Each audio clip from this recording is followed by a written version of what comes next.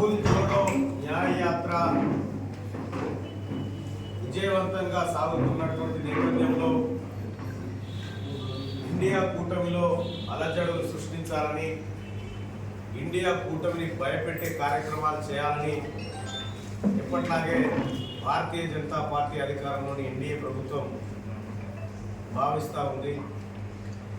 న్యాయయాత్ర పైన జరిగినటువంటి దాడిని తీవ్రంగా ఖండిస్తూ ఉన్నాం. రాహుల్ గాంధీ చేస్తున్నటువంటి యాత్ర దేశంలో అణగారిన వర్గాల హక్కుల కోసం వారికి న్యాయం అందే విధంగా చేస్తున్నటువంటి యాత్ర ఇది.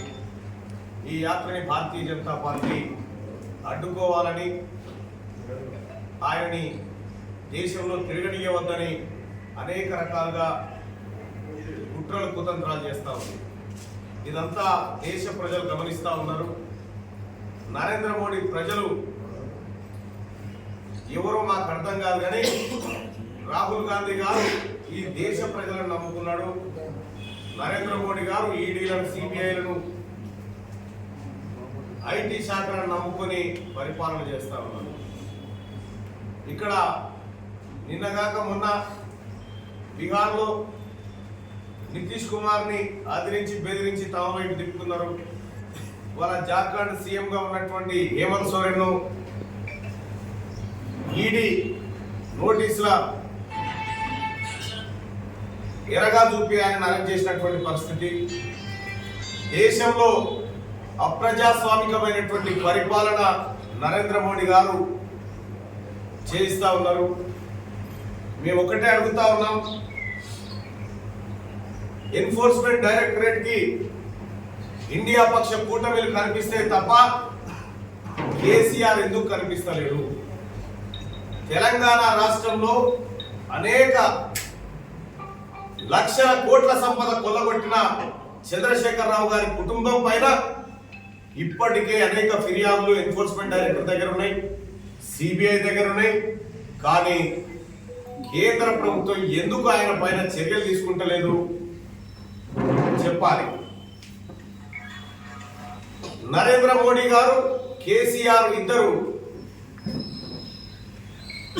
చీకట్లో ఒకే గుంగడి కప్పుకొని మాట్లాడుకునేటువంటి వ్యక్తులని ఇప్పటికే తెలంగాణ సమాజానికి, దేశ ప్రజలకు కూడా అర్థమైంది. Bharatiya Janata party liquor scam లో కవిత వ్యవహారం తేల్చే విషయంలో ఎందుకు తాత్సారం చేస్తా ఉందని తెలంగాణ ప్రజలు అనుమాన పడతా ఉన్నారు. ఆ అనుమానాలకు బలం చేకూరే విధంగానే ఇవాళ భారతీయ జనతా పార్టీ కూడా వ్యవహరిస్తూ ఉంది. అంటే మీకు చీకటి దోస్తులకు ఒక న్యాయం, ప్రజాస్వామ్యయుతంగా మీకు వ్యతిరేకంగా పోరాడేటువంటి పార్టీలకు మరో న్యాయం అనే విధంగా భారతదేశంలో ప్రస్తుత పరిణామాలు ఉన్నాయి. తెలంగాణ రాష్ట్రం విషయానికి వస్తే రాబోయేటువంటి పార్లమెంట్ ఎన్నికల్లో భారతీయ జనతా పార్టీ, కాంగ్రెస్ పార్టీ మధ్యనే వారు ఉండబోతా ఉంది. ఇక ఢిల్లీలో మేము ఏ రోజు చెప్తాం, ఈసారి ఢిల్లీ పోయి చక్రాలు తిప్పుతాం. పోయినసారి కూడా సారు కారు 16 ఢిల్లీలో సర్కారు ఈ నినాదం పెడితే ఇక ఢిల్లీ పోయిన 9 మంది ఏం చేసిరో మీ అందరికీ తెలుసు. పార్లమెంట్ లో నిరసన తెలపకుండా పార్లమెంట్ క్యాంటీన్ కాడ నిలబడి ప్లకార్డు పట్టుకున్నటువంటి చరిత్ర మన బీఆర్ఎస్ ఎంపీలని. ఇప్పుడు మళ్ళీ తెలంగాణ రాష్ట్రానికి బీఆర్ఎస్ పార్టీ ఢిల్లీలో రక్ష అనేటువంటి మాయమాటలు చెప్తా ఉన్నది బీఆర్ఎస్ పార్టీ. బీఆర్ఎస్ పార్టీని తెలంగాణ రాష్ట్రంలో ఏ ఒక్కరూ నమ్మడం లేదు. బీఆర్ఎస్ పార్టీ ఇప్పుడు వెండి చెంచతో నీళ్లు తాగే పరిస్థితిలో ఉంది. దింపుడు గల్లే ఆశంకాడ చూస్తా ఉన్నారు. ఇక్కడి నుంచి మేము సవాల్ వేస్తా ఉన్నాం. ముఖ్యమంత్రి కేసీఆర్ గారు గతంలో మీరు పనిచేసినారు కదా, ప్రస్తుతం మీరు మాజీ ముఖ్యమంత్రిగా ఉన్నారు. గతంలో ఐటీ మినిస్టర్ గా పనిచేసిన మీ కొడుకు కానీ మీ అల్లుడు మంత్రి హరీష్ రావు గారు ఆయన పనిచేసింది కదా. మీ టాప్ లీడర్లు ఎవరైతే ఉన్నారో దమ్ముంటే రాబోయే ఎన్నికల్లో కాంగ్రెస్ పార్టీ పైన ఎంపీలుగా మీరు పోటీ చేసి చూపించండి. మిమ్మల్ని చిత్తుగా ఓడగొట్టడానికి జనం సిద్ధంగా ఉన్నారు. అసలు బీఆర్ఎస్ పార్టీకి అభ్యర్థులు దొరకక ఎవరిని పెట్టాలో అర్థం కాక భారతీయ జనతా పార్టీని ఎట్లా గెలిపించాలని రెండో ఆప్షన్ ఎంచుకున్నట్టుగా కనిపిస్తా ఉంది.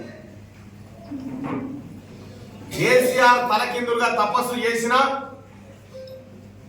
భారత రాష్ట్ర సమితి, భారతీయ జనతా పార్టీ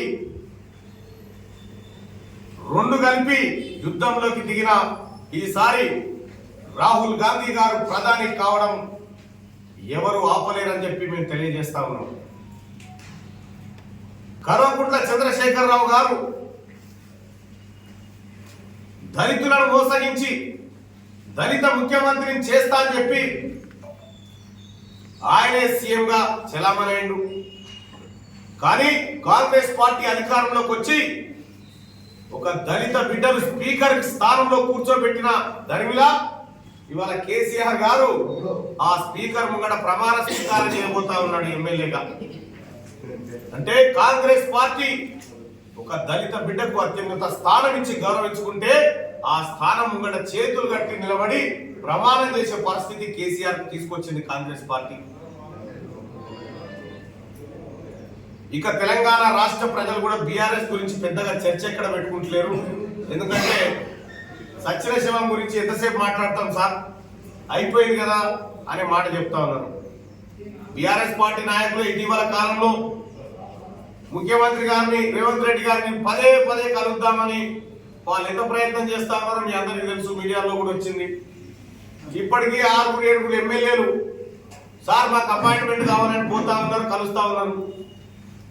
గౌరవ ముఖ్యమంత్రి గారు రేవంత్ రెడ్డి గారు అందరికి ముఖ్యమంత్రి కాబట్టి సహజంగానే అందరికి అపాయింట్మెంట్ ఇస్తాడు.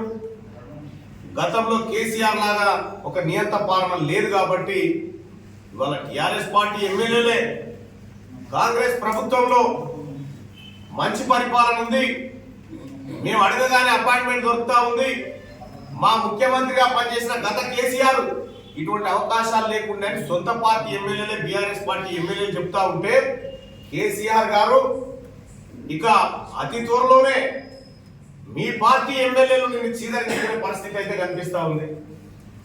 గద్వాల కాడు ఉన్నటువంటి స్థానిక ప్రజాప్రతినిధులు లేచి కాంగ్రెస్ పార్టీ హయాంలో ప్రభుత్వం ఉన్నప్పుడు మేము రాజుల లెక్క బతికినాం, కేసీఆర్ పరిపాలనలో బానిస లెక్క మారినామని చెప్పి ఆవేదన వ్యక్తం చేసే సొంత టీఆర్ఎస్ పార్టీకి సంబంధించిన నాయకులు. సిరిసిల్ల కాడ టీఆర్ఎస్ పార్టీ ఎంపీటీసీలు, జెడ్పీటీసీలు, సర్పంచులు ముస్తేలపల్లి మూకుమ్మడిగా రాజీనామా చేసి కేటీ రామారావు అహంకారానికి మేము రాజీనామా చేస్తున్నామని చెప్పుకోవడం జరిగింది. ఓవైపు బీఆర్ఎస్ పార్టీ పతనం దిశగా పయనమవుతా ఉంటే అహంకారపూరితమైన మాటలతోని కేటీ రామారావు మేకపోతు గాంభీర్యాన్ని ప్రదర్శించాలనుకుంటా ఉన్నాడు. రాబోతున్నటువంటి ఎన్నికల్లో బీఆర్ఎస్ పార్టీ బీజేపీ శరణు దొచ్చడం తప్ప ఇంకొక యాక్షన్ వాళ్ళ ముంగట్లేదు. మా ముఖ్యమంత్రి గారు ఆ తర్వాత మా మంత్రులు కాంగ్రెస్ పార్టీ ఈసారి 14 సీట్లు గెలవబోతుందని చెప్తున్నారు. 14 కాదు 15 గెలవబోతా ఉంది. ఎందుకంటే ముఖ్యమంత్రి గారి 50 రోజుల పనితనం కానీ కాంగ్రెస్ పార్టీ పరిపాలనలోకి వచ్చినటువంటి ఈ 50 రోజుల నుంచి కానీ చేస్తున్న విధానాల పట్ల ఇలా తెలంగాణ ప్రజలు ఆకర్షితులు అవుతా ఉన్నారు. ఇతర పార్టీలకు ఓటేసినటువంటి వాళ్ళు కూడా ఎస్ కాంగ్రెస్ పార్టీ గెలుపు అవసరం అనేటువంటి మాట మాట్లాడుతూ ఉన్నారు. కాబట్టి మెజారిటీ సీట్లు బీఆర్ఎస్ పార్టీని సారు కారు 16 ఈసారి 0 చేయడానికి తెలంగాణ ప్రజలు సిద్ధంగా ఉన్నారు. భారతీయ జనతా పార్టీకి దక్కితే ఒక సీటు దక్కితే దక్కొచ్చు. ఈ ఓల్డ్ సిటీ మియాజారి గురించి మీకు ఎరికే. కేసీఆర్ కు పొరపాటున ఇంకోసారి ఓట్లేస్తే ఢిల్లీ చౌరస్తాలో తీసుకుపోయి ఎంపీ సీట్లను అమ్ముకుంటారు. అదే కాంగ్రెస్ పార్టీకి ఓటేస్తే ఈ దేశంలో ఇందిరమ్మ రాజ్యం, ఈ దేశంలో యువతకి ఉద్యోగాలు, కాంగ్రెస్ పార్టీ చేసిన కార్యక్రమాలు ఒకసారి గుర్తు చేసుకోవాలి. ఉపాధి హామీ పథకం లాంటి పథకాలు పెట్టి ప్రజలకు 100 రోజుల పని కల్పించిన ప్రభుత్వం గత కాంగ్రెస్ ప్రభుత్వం. సమాచార హక్కు చట్టాన్ని తెచ్చి పాలనలో పారదర్శకతను తీసుకొచ్చినటువంటి పార్టీ గత కాంగ్రెస్ పార్టీ. పేదలకు భూములు పంచినా, పేదలకు ఇండ్లు పంచినా, లేకపోతే నిరుద్యోగులకు ఉద్యోగాల విషయంలో కానీ, ఫీజు రియంబర్స్మెంట్ల పేరుతో కానీ అనేక రకాలుగా ఆరోగ్య సంక్షేమ కార్యక్రమాలను చేపట్టిన కాంగ్రెస్ పార్టీ ఇవాళ దేశంలో రావాల్సిన అవసరం ఉంది. రాబోతున్నటువంటి పార్లమెంట్ ఎన్నికల్లో ప్రతి కాంగ్రెస్ పార్టీ కార్యకర్త ఈ అంశాన్ని కింది స్థాయికి తీసుకుపోవాలి. తెలంగాణ ప్రజలు ఇందిరమ్మ రాజ్యంలో ఇప్పుడు సంతోషంగా ఉన్నారు. తల్లి సోనియమ్మ రుణం తీర్చుకున్నారు. ఇక అన్న రాహుల్ని ప్రదానం చేయడం కోసం మనమంతా కంకణబద్దులు